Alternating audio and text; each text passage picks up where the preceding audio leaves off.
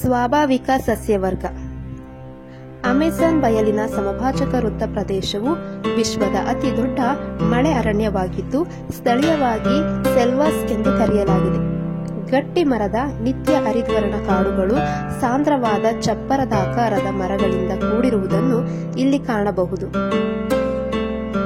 Mahogany ಮತ್ತು ಎಬೋನಿಯಗಳು ಈ ಪ್ರದೇಶದಲ್ಲಿ ಕಂಡುಬರುವ ಬೆಲೆಬಾಳುವ ಮರಗಳಾಗಿವೆ. ಇಲ್ಲಿನ ರಬ್ಬರ್ ಮರಗಳನ್ನು ಲ್ಯಾಟಿಕ್ಸ್ ಅಥವಾ ರಬ್ಬರ್ ಹಾಲು ತೆಗೆಯಲು ಬಳಸಲಾಗುತ್ತದೆ.